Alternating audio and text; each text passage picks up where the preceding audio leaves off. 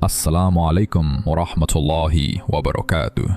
Kembali lagi di channel Kelambu Hitam bersama saya Lukman yang akan selalu membawakan cerita horor untuk menemani aktivitas kalian semua. Gimana kabarnya teman-teman semua? Semoga kalian semua dalam keadaan sehat selalu dan dilancarkan rezekinya. Kali ini saya akan membawakan kisah yang sangat mengerikan berjudul Dendam Arwah Kembang Desa. Seperti apakah ceritanya? Tanpa perlu lama lagi, mari kita masuk ke ceritanya. Namun sebelum itu, dukung channel ini dengan menekan tombol subscribe dan aktifkan lonceng notifikasinya agar tak ketinggalan cerita horor lainnya. Selamat mendengarkan. Warga Desa Sumberwatu beramai-ramai mendatangi area pemakaman umum untuk menguburkan jenazah Sekar yang baru saja ditemukan tewas secara misterius. Sekar adalah kembang desa berumur 25 tahun yang dikenal sangat ramah dan baik hati oleh semua orang di desa. Beberapa hari sebelumnya, warga desa merasa sangat terkejut saat menemukan jenazah Sekar tergeletak begitu saja di tengah area kebun cengkeh pada malam hari. Kondisi tubuh Sekar saat pertama kali ditemukan sungguh mengenaskan karena sekujur tubuhnya dipenuhi lumuran darah segar dari ujung rambut sampai ke bagian kaki. Pak Tony dan Bu Rina berdiri berdampingan di dekat gundukan tanah basah milik anak sulung mereka dengan tatapan mata yang sangat kosong. Air mata Bu Rina terus mengalir deras membasahi wajahnya yang tampak lelah menerima kenyataan pahit mengenai kematian tragis anak perempuan pertamanya. Mendapat kabar duka yang tiba-tiba tersebut, Nila yang sedang menempuh pendidikan kuliah di kota langsung memutuskan pulang menuju desa pada hari itu juga. Hati Nila benar-benar hancur melihat sang kakak harus dikuburkan secepat ini dengan cara yang sangat tidak wajar di usianya yang masih sangat muda. Setelah seluruh prosesi pemakaman selesai dilakukan oleh warga, Nila beserta kedua orang tuanya berjalan pulang ke rumah dengan langkah kaki yang terasa berat. Suasana rumah seketika berubah menjadi sangat sepi dan terasa dingin tanpa kehadiran Sekar yang biasanya selalu menyambut kedatangan Nila dengan senyuman ceria. Nila duduk terdiam di ruang tengah sambil terus memikirkan kondisi jenazah kakaknya yang sempat dia lihat sebentar sebelum dimandikan oleh warga. Nila mengingat kejadian beberapa jam lalu saat polisi datang mengunjungi rumah mereka untuk meminta keterangan dan melakukan penyelidikan lebih lanjut. Polisi dengan tegas meminta izin kepada pihak keluarga untuk membawa jenazah Sekar menuju rumah sakit terdekat guna melakukan otopsi secara menyeluruh. Namun, Pak Tony menolak keras permintaan polisi tersebut tanpa memberikan alasan yang masuk akal dan terkesan ingin segera menguburkan jenazah secepat mungkin. Keputusan sepihak dari bapaknya itu membuat Nila merasa sangat janggal dan mulai curiga ada suatu rahasia besar yang sengaja ditutupi rapat-rapat. Rasa penasarannya yang semakin membesar membuat Nila akhirnya memberanikan diri untuk mendekati bapaknya yang sedang duduk sendirian menghisap rokok di area teras depan. Nila menarik napas panjang, mencoba mengatur perasaannya sebelum memulai pembicaraan yang mungkin akan memancing emosi bapaknya yang sedang dalam kondisi berkabung. "Pak, kenapa Bapak ngelarang polisi ngotopsi jenazah Mbak Sekar? Kalau nggak diperiksa, kita kan nggak bakal tahu siapa yang bunuh Mbak, Pak." Tanya Nila pelan sambil menatap bapaknya yang sedang duduk termenung. Pak Tony langsung menoleh menatap wajah anak bungsunya dengan raut muka yang perlahan berubah menjadi keras dan terlihat jelas sedang menahan amarah. "Nggak usah ikut campur kamu. Kakakmu itu sudah meninggal. Sudah dikubur yang benar sama warga desa. Biarin dia tenang di sana. Dan jangan pernah kamu berani bahas soal otopsi lagi di rumah ini," jawab Pak Tony dengan nada suara yang mulai meninggi. "Tapi Pak, luka Mbak Sekar itu parah banget. Masa kita mau diam saja lihat Mbak mati penuh darah di kebun cengkeh? Nila cuma pengen tahu kejadian aslinya, Pak. Kita berhak tahu siapa orang jahat yang sudah ngelakuin ini ke Mbak," bantah Nila mencoba meyakinkan bapaknya agar mau mengubah pikirannya. Bapak bilang sudah ya sudah. Kamu baru pulang dari kota. Gak usah bikin pusing kepala bapak pakai pertanyaan macem-macem. Polisi itu gak bakal bisa bantu keluarga kita. Mending kamu diam saja di rumah dan gak usah cari tahu soal ini lagi, bentak Pak Tony sambil memukul meja kayu di depannya dengan cukup keras. Mendengar suara keributan yang cukup keras dari arah teras, Bu Rina berjalan cepat keluar dari arah dapur sambil menarik pergelangan tangan Nila menjauh. "Sudah Nila, jangan dibantah terus omongan bapakmu itu. Kasihan bapak lagi sedih dan banyak pikiran gara-gara kakakmu meninggal mendadak. Mending kamu masuk kamar saja sana, istirahat biar pikiranmu tenang," Ucap Bu Rina sambil menuntun lengan anaknya perlahan untuk kembali masuk ke dalam rumah. Tapi Bu, sikap Bapak itu aneh banget loh. Kenapa coba Bapak ngelarang polisi ngotopsi jenazah Mbak tanpa ngasih alasan jelas? Masa Ibu juga nggak mau tahu siapa orang jahat yang udah bikin Mbak Sekar meninggal ngenes kayak gitu? Bisik Nila kepada ibunya dengan mata berkaca-kaca, menahan rasa tangis yang ingin pecah. Ibu kan udah bilang masuk kamar Nila, udah nurut saja. Jangan bikin ribut terus mancing emosi Bapak di hari pemakaman kakakmu ini. Tegas Bu Rina memotong ucapan Nila dengan tatapan mata peringatan yang tidak bisa dibantah oleh anak perempuannya. Nila akhirnya memilih untuk mengalah dan berjalan perlahan masuk ke dalam kamarnya dengan perasaan jengkel yang harus dia tahan sendirian di dalam dada. Menjelang malam hari tiba, suasana di seluruh sudut Desa Sumberwatu perlahan berubah menjadi sangat sepi dan terasa jauh lebih menegangkan dari biasanya. Beberapa warga desa berlarian mendatangi pos ronda untuk melaporkan sebuah kejadian menakutkan yang baru saja mereka alami saat berjalan melewati area pemakaman.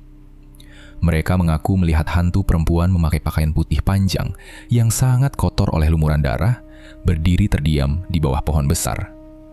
Hantu perempuan itu memiliki wujud kuntilanak dengan bagian wajah yang hancur berantakan hingga sangat sulit bagi warga untuk mengenali wujud aslinya. Meskipun wajahnya hancur berantakan, para warga sangat yakin bahwa wujud hantu perempuan itu menyerupai wajah almarhumah Sekar yang baru saja dikuburkan siang tadi. Kabar penampakan hantu Sekar itu menyebar sangat cepat, menyusuri setiap rumah dan membuat warga desa seketika memilih untuk mengunci pintu rumah mereka rapat-rapat. Tidak ada satupun orang yang berani berjalan keluar rumah karena takut menjadi korban gangguan dari arwah yang sedang bergentayangan mencari keadilan. Ketakutan para warga desa di luar sana perlahan ikut menyusup masuk ke dalam rumah keluarga Pak Tony dan menghampiri Nila yang sedang menyendiri. Pada malam yang semakin larut itu, Nila berbaring sendirian di atas kasur di dalam kamarnya sambil memeluk guling, mencoba mengusir kesedihan dari pikirannya. Udara malam yang masuk melalui celah ventilasi kamar terasa semakin dingin dan membuat Nila segera menarik selimut untuk menutupi seluruh tubuhnya. Saat mulai mencoba memejamkan kedua matanya, Nila tiba-tiba merasakan ada sebuah tangan dingin dan bertekstur kasar memegang pergelangan kaki kanannya dari arah kolong tempat tidur. Tangan misterius itu mencengkram pergelangan kaki Nila dengan sangat kuat, sampai Nila menendangkan kakinya secara refleks untuk melepaskan cengkeraman mengerikan tersebut. Nila langsung terbangun dari posisi berbaringnya dengan napas terengah-engah. Lalu tangannya bergegas menekan saklar lampu yang menempel pada bagian dinding kamar. Begitu ruangan kamarnya menyala terang, tubuh Nila terlonjak kaget melihat ada sesosok pocong berwajah hancur terbaring kaku di kasurnya dengan mata melotot. "Tolong aku, Nila." Sebuah suara serak dan berat terdengar memanggil namanya dari mulut pocong yang terus meneteskan darah kental berbau busuk tersebut. Nila langsung membungkam mulutnya sendiri menggunakan kedua telapak tangan agar tidak berteriak histeris melihat kakaknya muncul menuntut pertolongan secara langsung kepadanya. Bau darah busuk itu perlahan mulai menghilang seiring sosok pocong yang ikut lenyap tanpa meninggalkan jejak sama sekali dari atas kasurnya.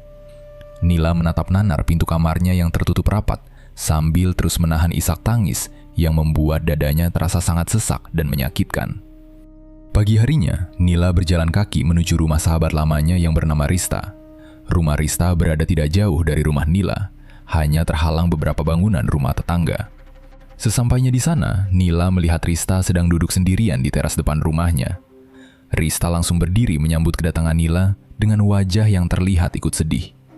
Nila duduk di sebelah Rista dan menceritakan semua keanehan sikap bapaknya yang menolak otopsi secara paksa. Nila juga menceritakan teror pocong Sekar yang dia alami secara langsung di atas kasurnya sendiri. Rista mendengarkan cerita Nila dengan saksama sambil sesekali mengusap punggung Nila untuk memberikan ketenangan. "Riz, aku beneran gak bisa diam saja lihat kelakuan bapak yang seakan nutupin sesuatu dari keluarga. Apalagi semalam hantu Mbak Sekar beneran datang ke kamarku, minta tolong langsung ke aku." Ucap Nila memulai percakapan dengan nada suara pelan agar tidak didengar orang lain. "Sumpah Nil, kamu didatengin langsung semalam. Aku aja yang dengar cerita dari warga udah merinding banget. Warga desa tuh pada ketakutan semua gara-gara hantu kakakmu muncul di jalanan."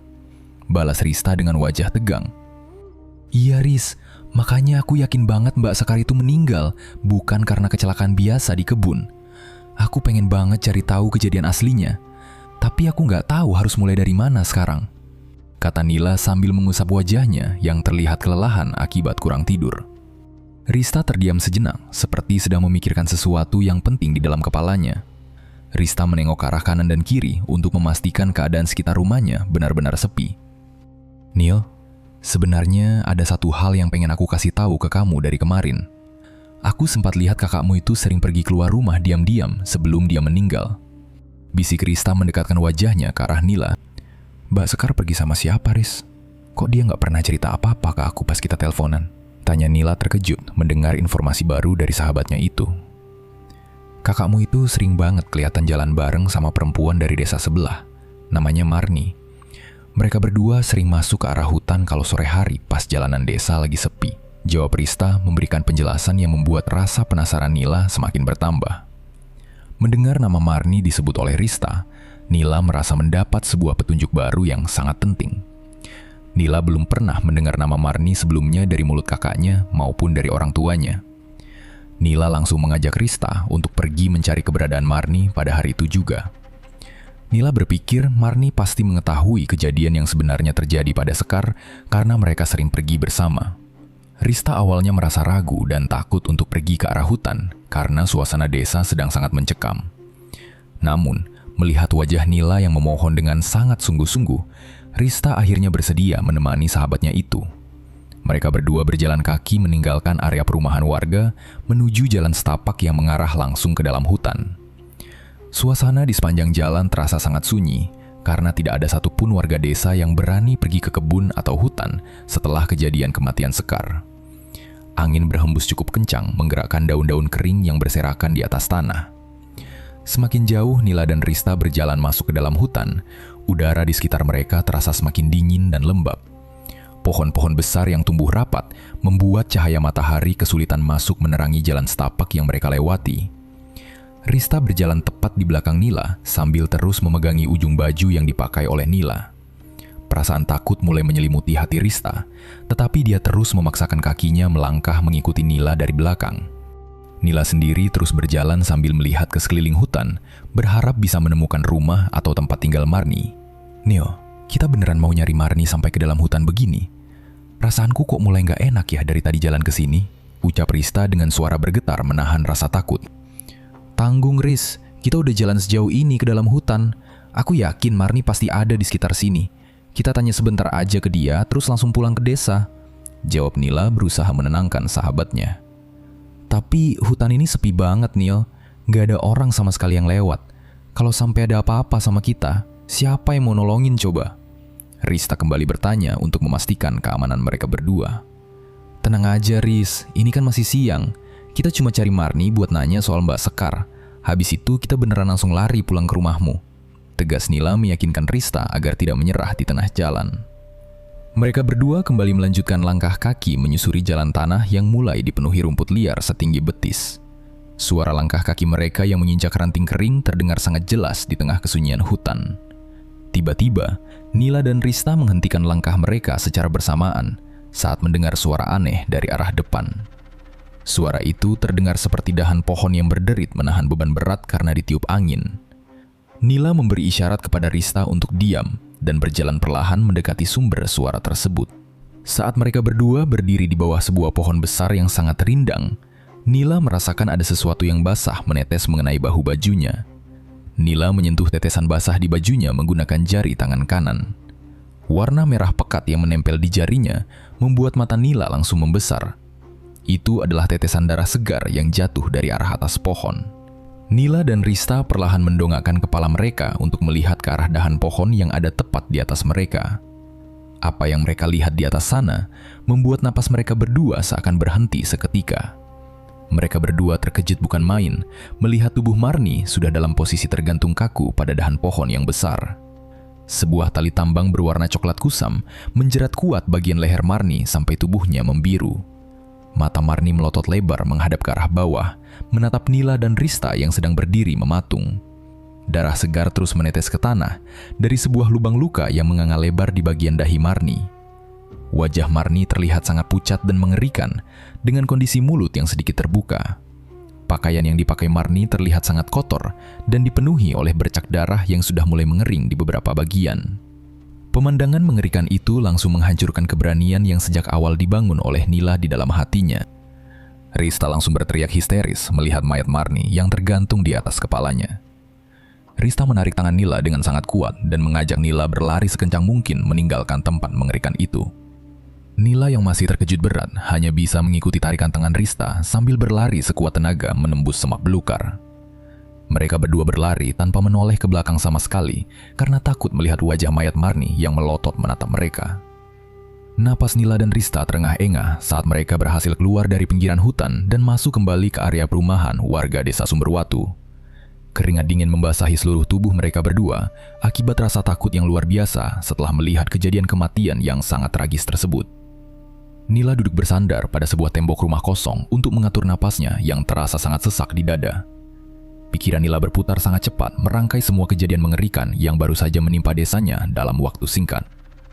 Penemuan mayat Marni yang tergantung di pohon membuat Nila menjadi semakin yakin bahwa kematian kakaknya bukanlah sebuah pembunuhan biasa. Ada orang jahat yang dengan sengaja membunuh Sekar di kebun cengkeh dan juga membunuh Marni di tengah hutan. Pembunuh itu berkeliaran bebas di sekitar desa mereka dan bisa kapan saja mengambil nyawa orang lain. Rasa takut memang menguasai seluruh tubuh Nila sampai jari tangannya bergetar tanpa henti. Apalagi dia tahu bahwa hantu kakaknya terus bergentayangan meneror warga desa setiap malam untuk menuntut keadilan yang belum tuntas. Namun kematian Marni justru memberikan sebuah tekad baru di dalam hati kecil Nila. Dia harus mengumpulkan keberanian yang lebih besar untuk terus mencari bukti pembunuhan kakaknya di kemudian hari. Nila tidak ingin arwah kakaknya terus terjebak dalam rasa sakit tanpa ada penyelesaian yang jelas. Pada suatu malam, Nila kembali tidur di kamarnya dengan perasaan yang sangat gelisah. Udara malam terasa sangat gerah dan membuat tubuh Nila mengeluarkan banyak keringat dingin saat dia mulai terlelap. Di tengah tidurnya yang tidak tenang, Nila masuk ke dalam sebuah mimpi buruk yang terasa sangat nyata. Dalam mimpi tersebut, Nila melihat dirinya sedang berdiri sendirian di tengah perkebunan cengkeh yang sangat gelap dan sunyi. Tidak ada cahaya penerangan sama sekali di sekitarnya, selain cahaya bulan yang menembus sela-sela daun pohon cengkeh. Tiba-tiba, sosok arwah Sekar muncul berdiri tepat di depan Nila dengan wujud yang sangat menyedihkan dan penuh luka. Wajah kakaknya itu terlihat pucat pasi dengan banyak darah kental yang mengalir dari bagian kepalanya sampai menetes ke tanah. Arwah Sekar mengangkat tangan kanannya secara perlahan dan menunjuk ke arah sebuah bangunan kecil di ujung perkebunan. "Nila, kamu harus datang ke gubuk tua di tengah kebun cengkeh itu kalau kamu mau tahu semuanya," ucap arwah Sekar dengan suara yang menggema berat. Nila ingin menjawab ucapan kakaknya, tetapi mulutnya terasa kaku dan tidak bisa mengeluarkan suara sedikit pun. Arwah Sekar terus menatap Nila dengan tatapan mata kosong dan perlahan wujudnya menghilang di telan kegelapan malam. Nila langsung terbangun dari tidurnya dengan napas yang terengah-engah seperti orang yang baru berlari jauh. Dia duduk di pinggir kasur sambil memegangi dadanya yang berdetak kencang akibat mimpi menakutkan itu. Nila melihat jam dinding di kamarnya yang baru menunjukkan pukul 3 pagi saat keadaan desa masih sangat sunyi. Nila tidak bisa melanjutkan tidurnya lagi karena ucapan arwah kakaknya terus berputar dengan jelas di dalam kepalanya. Dia merasa yakin bahwa mimpi itu adalah sebuah petunjuk langsung dari kakaknya untuk membongkar misteri kematian ini. Keesokan paginya saat matahari baru saja terbit, Nila langsung bergegas mandi dan bersiap-siap pergi keluar rumah. Nila berjalan setengah berlari menuju rumah Rista karena dia tidak mau menunda waktu lagi untuk mencari gubuk tersebut. Sesampainya di halaman rumah Rista, Nila melihat sahabatnya itu sedang menyapu halaman depan dengan wajah yang terlihat pucat. Rista masih merasa sangat ketakutan setelah kejadian mereka berdua menemukan mayat Marni yang tergantung di dahan pohon kemarin. Nila menghampiri Rista dan menarik tangannya pelan untuk duduk berdua di kursi kayu teras depan. Nila menceritakan semua mimpi buruknya semalam tentang arwah Sekar yang menyuruhnya pergi ke gubuk tua di kebun cengkeh.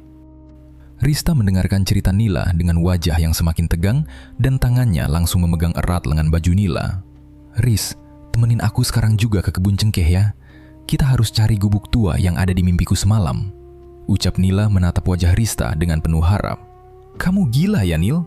Kemarin kita baru aja nemuin mayat Marni di hutan. Masa sekarang kamu ngajak ke kebun cengkeh yang jadi tempat kakakmu meninggal?"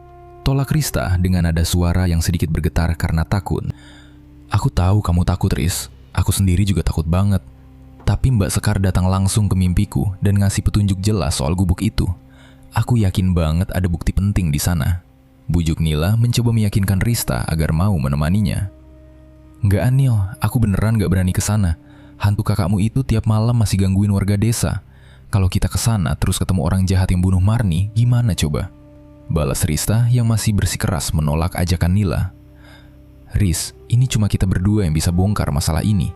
Kalau kita diam aja, arwah Mbak Sekar nggak bakal tenang dan warga desa bakal terus diteror. Temenin aku bentar aja, Riz. Abis lihat gubuknya, kita langsung pulang. Ucap Nila sambil menggenggam kedua tangan Rista dengan sangat kuat. Melihat Nila yang hampir menangis memohon kepadanya, Rista akhirnya merasa tidak tega dan menganggukkan kepalanya pelan. Mereka berdua segera berjalan meninggalkan area perumahan warga menuju lokasi perkebunan cengkeh yang berjarak lumayan jauh dari desa. Jalan tanah yang mereka lewati terasa licin karena semalam sempat turun hujan gerimis di sekitar desa. Udara pagi di area kebun cengkeh terasa dingin dan sepi karena tidak ada petani yang berani bekerja. Pohon-pohon cengkeh yang tumbuh berjajar rapi membuat pandangan mata mereka menjadi terbatas saat mencari keberadaan bangunan gubuk tua. Nila terus berjalan di depan, menyibak semak belukar yang menghalangi jalan setapak sambil mengingat kembali posisi gubuk di mimpinya. Setelah berjalan kaki menyusuri kebun selama hampir setengah jam, Nila akhirnya melihat sebuah bangunan kayu di ujung jalan. Bangunan itu adalah gubuk tua yang terlihat sangat kotor dan sepertinya sudah lama tidak pernah dipakai oleh warga. Nila dan Rista berjalan pelan mendekati bangunan kayu yang atapnya sudah banyak berlubang karena lapuk dimakan usia. Pintu kayu gubuk itu sedikit terbuka dan mengeluarkan suara berderit pelan saat tertiup oleh angin kebun. Jantung Nila berdetak kencang saat melangkahkan kakinya melewati pintu dan masuk ke dalam ruangan utama gubuk. Rista terus bersembunyi di belakang punggung Nila sambil menutup hidungnya karena ruangan itu mengeluarkan bau yang sangat tidak sedap. Bau pengap bercampur dengan bau anyir darah menyengat tajam masuk ke dalam hidung mereka berdua. Ruangan di dalam gubuk itu sangat gelap karena jendela kayunya tertutup rapat oleh banyak sarang laba-laba. Pandangan mata Nila langsung tertuju pada sebuah ruangan kecil di sudut gubuk yang tertutup kain kelambu berwarna hitam pekat. Nila perlahan mendekati ruangan rahasia itu dengan tangan yang bergetar hebat saat menyentuh kain kelambu hitam tersebut. Saat Nila menyingkap kain kelambu itu ke samping, dia mematung melihat isi ruangan yang sangat menakutkan. Di lantai kamar rahasia itu terdapat banyak tengkorak kepala manusia yang disusun berjejer dengan rapi. Nila melihat banyak bunga kamboja kering yang berserakan di sekitar susunan tengkorak tersebut. Dinding anyaman bambu dan lantai kayu kamar dipenuhi oleh noda darah yang sudah mengering. Noda darah itu terlihat banyak dan menjadi sumber utama dari bau busuk yang memenuhi ruangan gubuk. Nila segera menutup kembali kain kelambu itu sambil menahan rasa mual di perutnya. Nila dan Rista saling bertatapan dengan wajah pucat menyadari kenyataan mengerikan di depan mata mereka. Nila dan Rista segera berlari meninggalkan gubuk tua di tengah kebun cengkeh itu dengan napas terengah-engah. Mereka berdua merasa sangat ketakutan setelah melihat ruangan rahasia yang penuh dengan tengkorak manusia dan noda darah segar. Sepanjang jalan pulang menuju desa, Nila terus memikirkan apakah kakaknya pernah dibawa ke tempat mengerikan itu sebelum dibunuh. Sesampainya di batas desa, Nila berpisah dengan Rista dan berjalan cepat menuju rumahnya sendiri. Saat Nila membuka pintu pagar depan, dia melihat bapaknya sudah berdiri menunggunya di teras rumah. Wajah Pak Tony terlihat memerah dan rahangnya mengeras menahan amarah yang sangat besar. Pak Tony ternyata sudah mengetahui kepergian Nila ke area kebun cengkeh dari laporan beberapa warga yang melihat mereka berjalan ke arah sana. Tatapan mata bapaknya yang tajam membuat langkah kaki Nila seketika terhenti di halaman rumah. Pak Tony langsung berjalan cepat menghampiri Nila dan menarik lengan anak bungsunya itu dengan kasar. Cengkeraman tangan bapaknya terasa sangat kuat sampai Nila meringis menahan rasa sakit di pergelangan lengannya. Bapak dengar dari orang-orang kalau kamu baru saja pergi ke kebun cengkeh sama Rista. Kamu ngapain saja di sana sampai siang begini? Kan bapak sudah bilang dari awal jangan pernah ikut campur urusan kakakmu. Bentak Pak Tony dengan suara yang sangat keras sampai terdengar ke jalanan depan. Nila cuma mau cari tahu kebenarannya, Pak. Tadi malam hantu Mbak Sekar datang lagi ke mimpi Nila dan nyuruh Nila datang ke gubuk tua di tengah kebun itu. Nila harus cari bukti di sana biar arwah Mbak Sekar bisa tenang. Jawab Nila sambil berusaha melepaskan tarikan tangan bapaknya. Alasan saja kamu ini pakai bawa-bawa mimpi segala. Kamu itu cuma bikin malu keluarga kita saja karena terus-terusan keluyuran cari hal yang gak jelas. Orang-orang desa sekarang malah makin curiga sama keluarga kita gara-gara tingkahmu itu. Bentak Pak Tony memarahi Nila tanpa ampun. Keributan di halaman depan itu membuat Bu Rina langsung berlari keluar dari dalam rumah dengan wajah panik. Bu Rina mencoba melerai suaminya agar melepaskan tangan Nila yang terlihat mulai kesakitan menahan tangis. Pak, sudah Pak, jangan kasar begitu sama Nila. Kasihan anak kita baru pulang kok langsung dimarahi di luar rumah begini. Nanti kalau didengar sama tetangga, sebelah kan jadi gak enak buat keluarga kita, ucap Bu Rina sambil menarik lengan suaminya secara perlahan. Ibu diam saja di situ dan gak usah ikut campur. Anak ini memang harus dikasih pelajaran biar mau nurut sama omongan orang tua. Dia ini keras kepala banget dan selalu bikin masalah baru di desa kita, bentak Pak Tony menolak campur tangan istrinya. Tapi kan Pak, Nila cuma pengen tahu siapa yang udah bunuh Mbak Sekar. Di gubuk tadi, Nila lihat banyak tengkorak sama darah di lantai.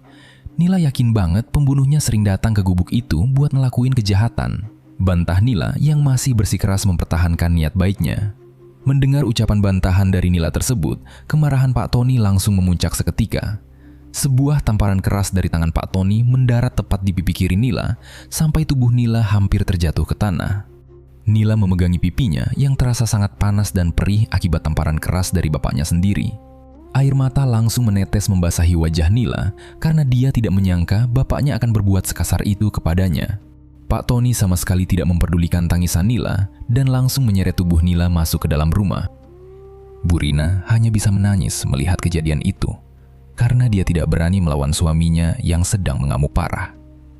Pak Tony menarik Nila menuju kamar almarhumah Sekar yang sudah lama dikunci sejak hari pemakaman berlangsung. Pak Tony membuka pintu kamar itu dan mendorong tubuh Nila masuk ke dalam dengan sangat kasar, sampai Nila tersungkur di lantai. Pak Tony langsung menutup pintu kayu itu kembali dan menguncinya dari arah luar menggunakan kunci besi yang besar. Pak Tony berteriak dari luar pintu dan mengatakan bahwa Nila tidak boleh keluar rumah lagi agar tidak membuat masalah baru. Nila menangis terseduh-seduh sambil memukul pintu kayu itu dari dalam. Tetapi bapaknya sudah berjalan pergi meninggalkan ruangan. Setelah menangis cukup lama di atas lantai yang dingin, Nila akhirnya bangkit berdiri dan melihat kondisi kamar kakaknya yang terasa sangat sunyi. Udara di dalam kamar itu terasa pengap karena jendela kamar selalu tertutup rapat setiap hari tanpa ada cahaya matahari yang masuk.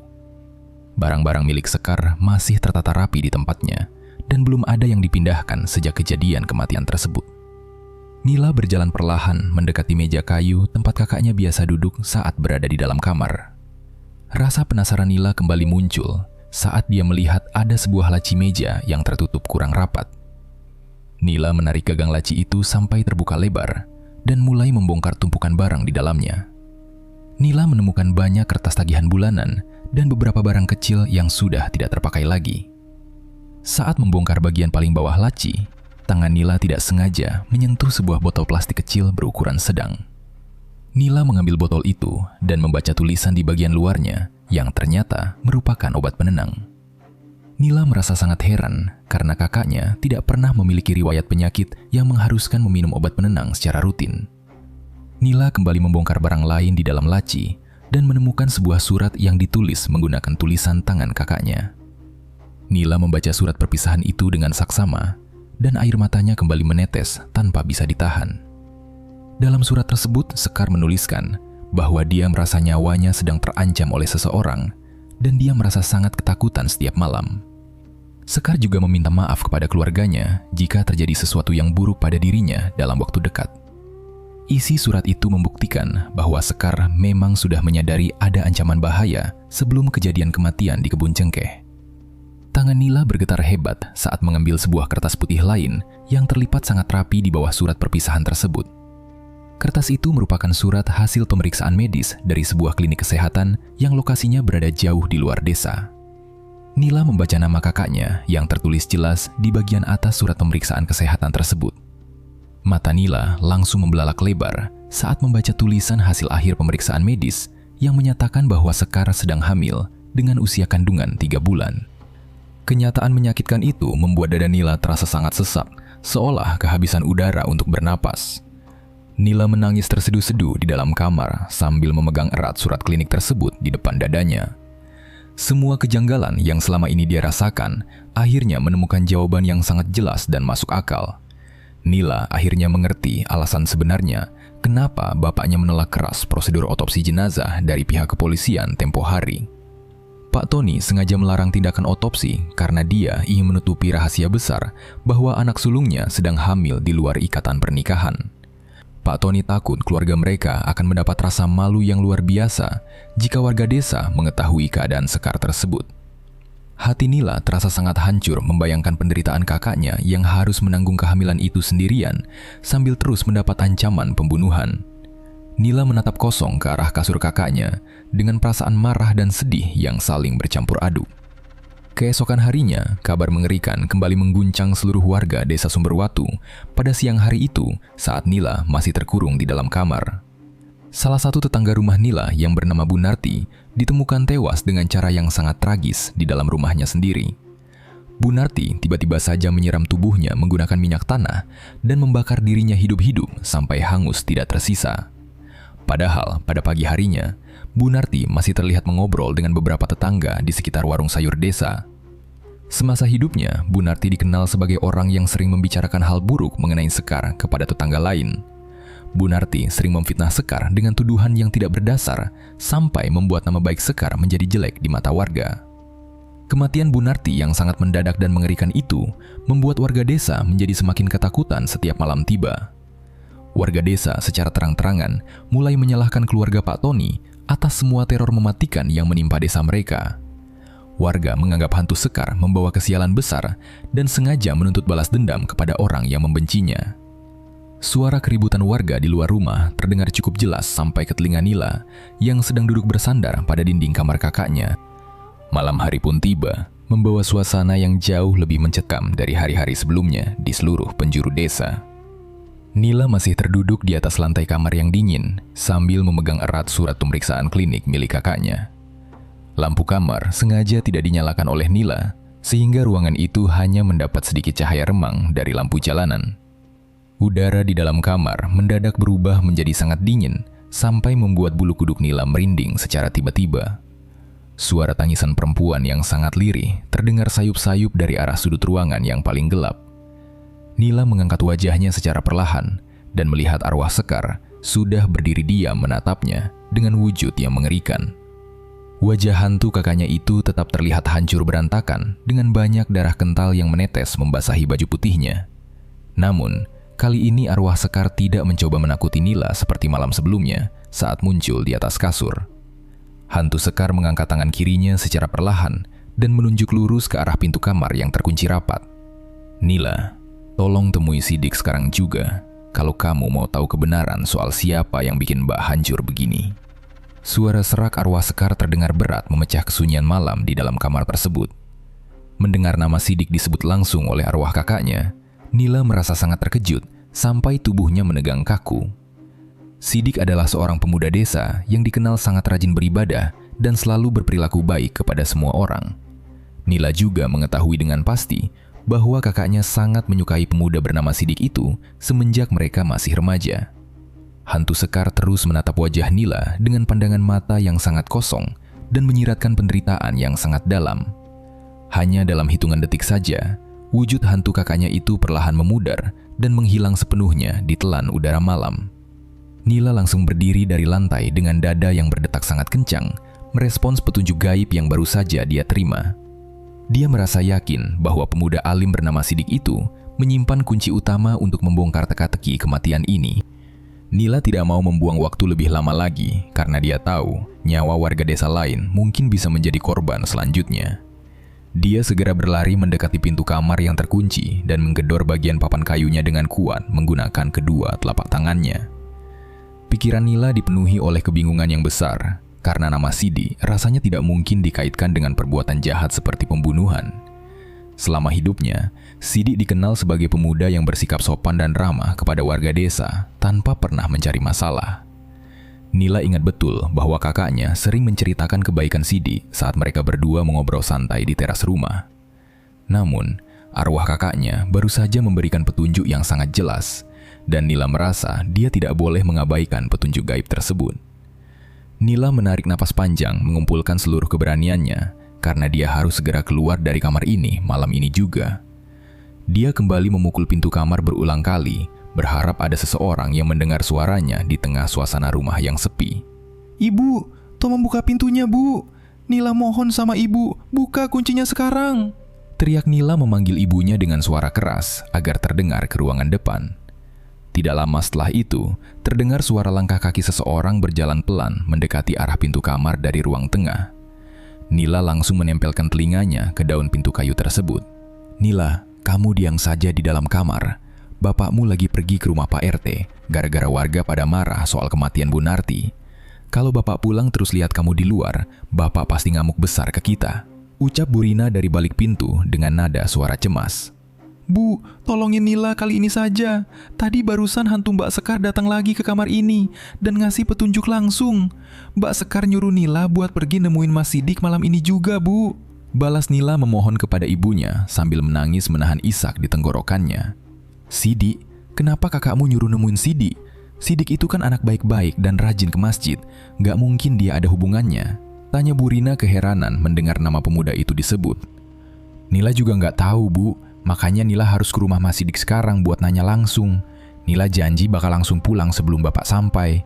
Tolong buka kuncinya, Bu," bujuk Nila dengan suara bergetar agar ibunya merasa iba. "Tapi ibu beneran takut bapakmu marah besar kalau tahu ibu buka kunci ini. Kamu juga bahaya kalau keluar malam begini pas warga lagi emosi parah," tolak Bu Rina yang masih merasa ragu untuk mengambil risiko melawan suaminya.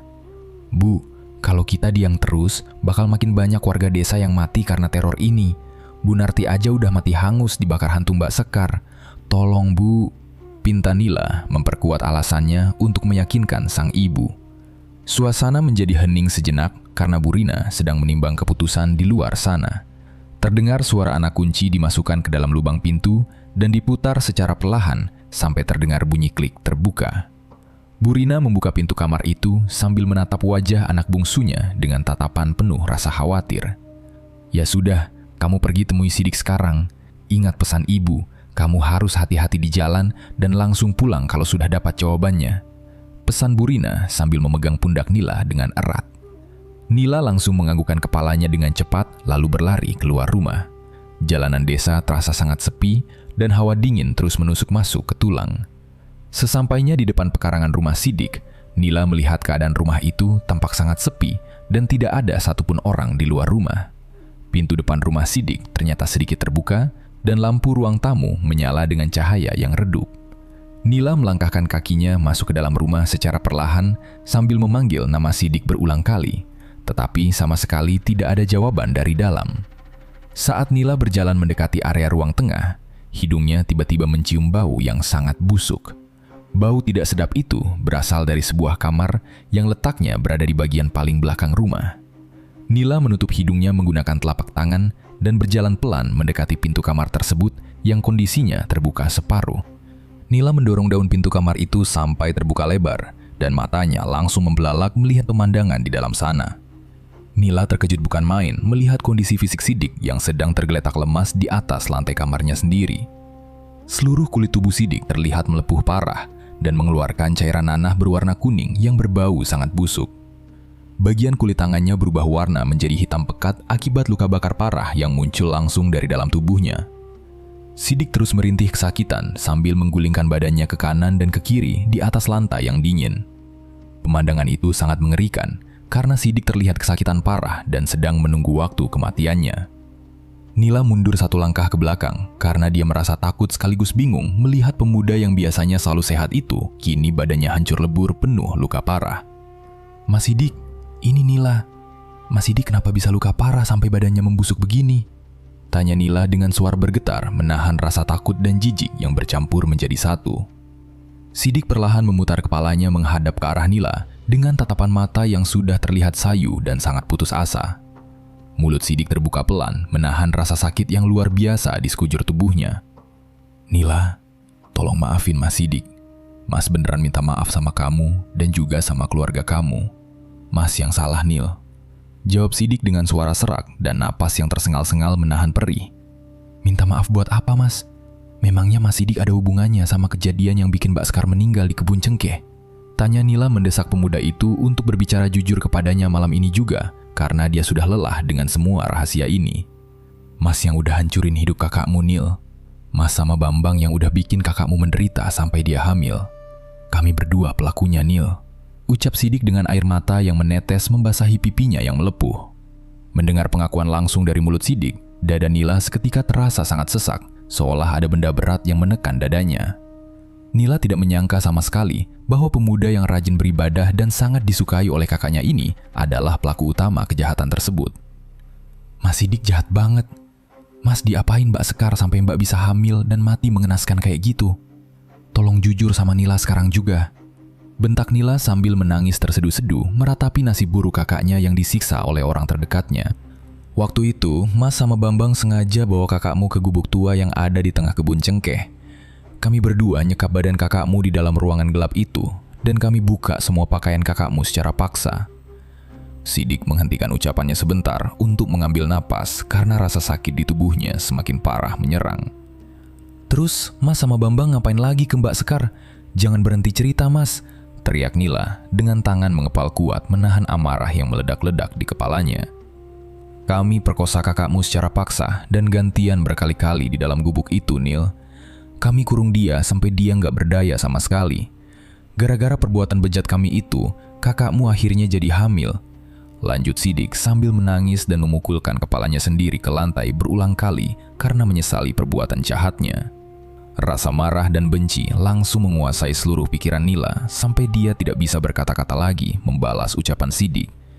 Nila merasa sangat jijik melihat Sidik yang selama ini berpura-pura menjadi orang baik di depan semua warga desa. Rahasia kelam yang dicari oleh Nila selama ini akhirnya terbongkar dengan sangat jelas dan sangat menyakitkan hatinya. Kakaknya tidak meninggal karena kecelakaan biasa, melainkan menjadi korban pemerkosaan kejam yang dilakukan oleh orang yang dia sukai. Tiba-tiba, Sidik berteriak dengan suara yang sangat keras dan melengking sampai memekakkan telinga Nila. Sidik memegangi leher dan dadanya sendiri, seolah ada panas tinggi yang sedang membakar organ tubuh bagian dalamnya. Suhu badan Sidik terlihat meningkat sangat drastis, dan kulitnya perlahan berubah semakin hangus menjadi hitam gosong. Sidik terus berteriak kesakitan meminta ampun, tetapi rasa sakit itu sama sekali tidak berhenti menyiksanya malam itu. Cairan darah bercampur nanah terus keluar dari pori-pori kulitnya, sampai lantai kamar itu menjadi sangat kotor. Nila hanya bisa berdiri mematung, menyaksikan proses kematian tragis yang dialami oleh pemerkosa kakaknya tersebut, hingga akhirnya tubuh Sidik berhenti bergerak dan mati membusuk dengan mata melotot. Suara teriakan Sidik yang sangat keras tadi ternyata didengar oleh beberapa tetangga yang rumahnya berdekatan di sekitar sana. Beberapa bapak-bapak berlari masuk ke dalam rumah Sidik untuk memeriksa keadaan, dan mereka langsung terkejut melihat mayat Sidik yang membusuk di lantai. Belum selesai warga desa terkejut melihat mayat Sidik, seorang pemuda desa lain berlari masuk ke dalam rumah Sidik dengan napas terengah-engah. "Bapak-bapak, tolong datang ke rumah Bambang sekarang. Bambang baru saja mati gantung diri pakai tali di kamarnya sendiri. Gara-gara dia jadi gila diganggu terus sama hantu kuntilanak Sekar tiap malam," teriak pemuda itu dengan wajah sangat panik menceritakan kejadian di rumah Bambang kepada semua warga.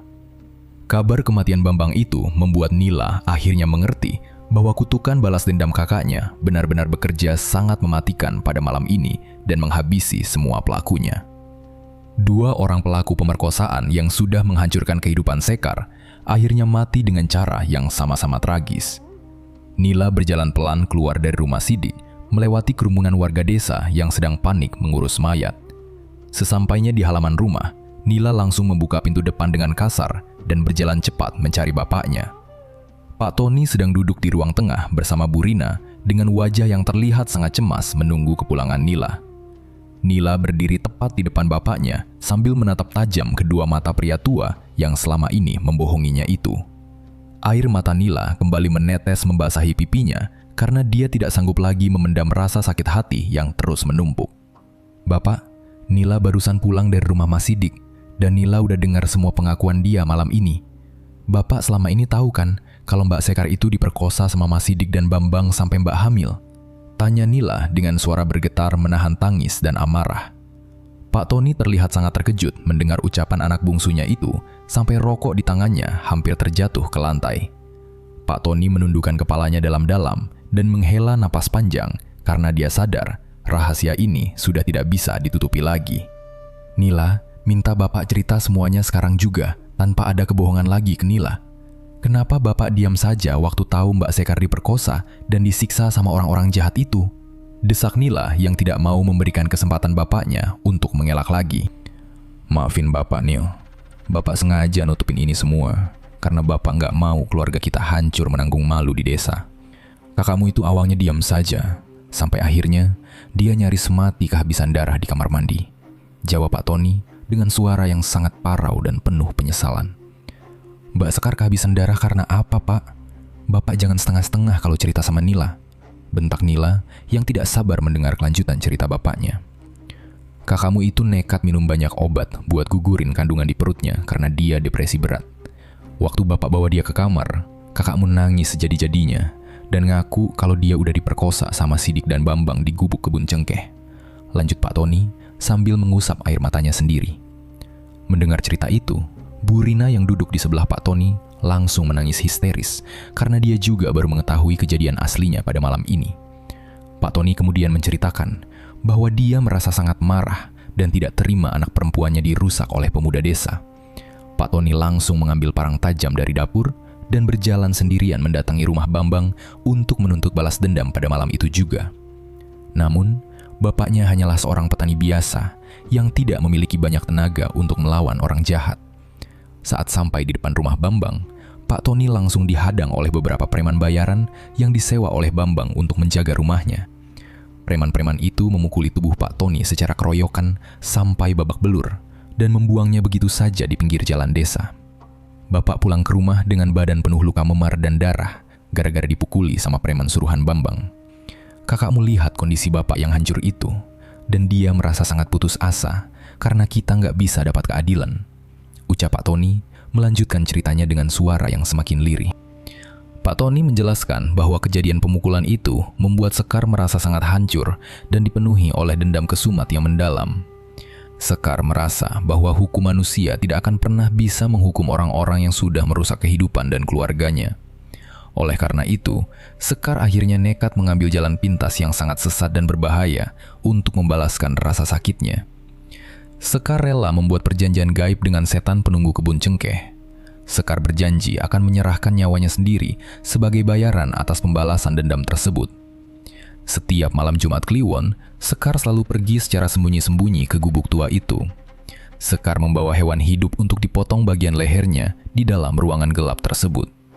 Sekar membiarkan darah segar hewan itu mengalir membasahi lantai kayu sebagai syarat persembahan kepada setan. Setelah beberapa kali melakukan ritual berdarah itu, setan tersebut akhirnya menagih bayaran nyawa sesuai perjanjian awal. Setan itu merenggut nyawa Sekar dengan cara yang sangat kejam di tengah perkebunan cengkeh pada waktu malam hari. Setan itu merobek leher dan perut Sekar sampai darah segarnya mengalir membasahi seluruh bagian tubuh dan tanah perkebunan. Nila menangis sejadi-jadinya mendengar penjelasan bapaknya mengenai akhir hidup kakaknya yang sangat mengenaskan. Akibat perjanjian gaib itu, arwah Sekar tidak bisa pergi ke alam kubur dengan tenang. Arwah Sekar berubah wujud menjadi hantu kuntilanak dengan wajah hancur yang terus bergentayangan membawa dendam. Hantu Sekar menuntut balas nyawa kepada semua orang yang sudah ikut campur merusak kehidupannya. Marni dibunuh dan mayatnya digantung di atas pohon karena dia yang dulu menjebak Sekar agar mau datang ke gubuk. Bu Narti dibakar hidup-hidup karena dia selalu memfitnah dan menjelek-jelekan Sekar di depan warga desa. Lalu pada malam ini, Sidik dan Bambang mati membusuk dan mati gantung diri karena mereka adalah pelaku utama pemerkosaan. Kini, semua orang yang sudah menyakiti Sekar tewas dengan cara yang sama-sama tragis dan penuh darah. Bapak, berarti dendam Mbak Sekar sekarang udah lunas semua kan? Semua orang yang jahatin Mbak udah pada mati malam ini? Tanya Nila sambil menghapus air mata di pipinya menggunakan punggung tangan. Iya Nil, dendam kakakmu memang sudah terbalas semuanya pada malam ini. Orang-orang jahat itu sudah dapat hukuman mati setimpal gara-gara perbuatan mereka sendiri ke kakakmu. Jawab Pak Tony dengan tatapan mata yang kosong melihat ke arah luar jendela ruang tamu. Terus nasib arwah Mbak Sekar sekarang gimana Pak? Apa arwah Mbak bakal terus jadi kuntilanak gentayangan nakutin orang di desa ini? Tanya Nila lagi karena merasa sangat sedih memikirkan nasib kakaknya di alam sana. Bapak juga nggak tahu pasti Nil. Tapi Bapak rasa kakakmu sekarang sudah berhenti gentayangan karena tugas balas dendamnya sudah benar-benar selesai. Hantu kakakmu pasti nggak bakal muncul lagi di jalanan desa buat ganggu warga. Ucap Pak Tony mencoba menenangkan perasaan anak bungsunya itu. Meskipun teror hantu Sekar sudah benar-benar berhenti malam itu, masalah baru justru datang menghampiri keluarga Pak Tony. Keesokan paginya, puluhan warga desa Sumberwatu datang beramai-ramai mendatangi halaman rumah Pak Tony dengan wajah sangat marah. Warga desa sudah mengetahui semua kejadian kematian tragis yang menimpa Sidik dan Bambang pada semalam suntuk. Mereka semua menuduh keluarga Pak Tony sebagai pembawa kesialan dan malapetaka besar bagi kehidupan seluruh warga desa. Beberapa warga desa membawa potongan kayu dan batu sambil berteriak keras, menyuruh keluarga Pak Tony segera pergi dari desa. Warga desa merasa sangat ketakutan dan tidak mau lagi tinggal berdekatan dengan keluarga yang pernah bersekutu dengan setan. "Pak Tony, keluar kamu dari dalam rumah sekarang juga. Bawa semua keluargamu pergi dari desa Sumberwatu hari ini juga," teriak salah satu warga laki-laki dari luar pagar depan rumah dengan nada sangat emosi. "Benar itu Pak Tony, gara-gara anak perempuanmu main dukun sama setan, desa kita jadi banyak orang mati ngenes. Kalian itu cuma bawa sial buat warga di sini," timpal seorang ibu-ibu dengan suara yang sangat keras menunjuk ke arah pintu rumah. Mendengar teriakan warga desa yang semakin ramai di luar rumah, Pak Tony segera membuka pintu dan keluar menemui mereka secara langsung. Nila dan Bu Rina ikut berjalan keluar dan berdiri tepat di belakang punggung Pak Tony dengan perasaan yang sangat ketakutan. "Iya bapak-bapak dan ibu-ibu, saya minta maaf yang sebesar-besarnya atas semua rentetan kejadian buruk ini. Saya janji, keluarga saya bakal pergi dari desa ini secepatnya hari ini juga," jawab Pak Tony dengan suara lantang agar warga desa berhenti mengamuk dan melempari rumahnya. "Awas aja kalau kalian masih ada di rumah ini sampai nanti malam. Kami nggak segan-segan bakal bakar rumah ini kalau kalian nggak mau minggat," ancam perwakilan warga desa tersebut sebelum akhirnya mereka membubarkan diri secara perlahan dari halaman rumah. Setelah kumpulan warga desa itu pergi meninggalkan rumah, Pak Tony langsung menyuruh istri dan anaknya untuk segera mengemasi barang-barang. Mereka sama sekali tidak punya pilihan lain selain menuruti paksaan warga desa karena keadaan sudah sangat tidak aman bagi nyawa mereka. Pak Tony segera menyewa sebuah mobil bak terbuka dari desa tetangga untuk mengangkut semua barang berharga milik keluarganya. Nila memasukkan semua baju dan barang keperluannya ke dalam tas besar dengan perasaan yang sangat sedih dan berat. Nila berjalan ke arah pintu kamar kakaknya untuk terakhir kali dan menatap ruangan yang menyimpan banyak kejadian menyedihkan itu. Nila berdoa di dalam hati, berharap kakaknya bisa menemukan kedamaian di alam sana, meskipun cara kematiannya sangat tragis akibat perbuatan jahat manusia. Sore harinya, bagian belakang mobil bak terbuka itu sudah terisi penuh oleh lemari pakaian, kasur busa, dan tas pakaian milik keluarga Pak Tony. Nila, Pak Tony, dan Bu Rina duduk berdesakan di dalam kabin mobil bagian depan bersama sopir sewaan. Mobil bak terbuka itu perlahan berjalan maju meninggalkan halaman rumah dan mulai menyusuri jalanan utama desa Sumberwatu. Nila menengok ke arah kaca jendela mobil dan melihat beberapa warga desa menatap kepergian mereka dengan tatapan mata yang sangat sinis dan benci. Nila tidak mempedulikan pandangan warga desa tersebut dan memilih untuk terus menatap lurus ke arah jalanan aspal di depan mobil. Keluarga kecil itu akhirnya pergi, berpindah menuju lingkungan kota untuk memulai kehidupan yang baru dari awal. Mereka meninggalkan desa Sumberwatu untuk selamanya, beserta semua cerita kelam masa lalu yang dipenuhi oleh banyak air mata dan pertumpahan darah segar. Cerita pun berakhir. Terima kasih buat teman-teman yang udah menyimak cerita ini sampai akhir. Buat teman-teman yang baru bergabung, jangan lupa untuk subscribe dan aktifkan lonceng notifikasinya. Nantikan cerita horor terbaru dari Kelambu Hitam. Saya Lukman, mohon pamit undur diri. Wassalamualaikum warahmatullahi wabarakatuh.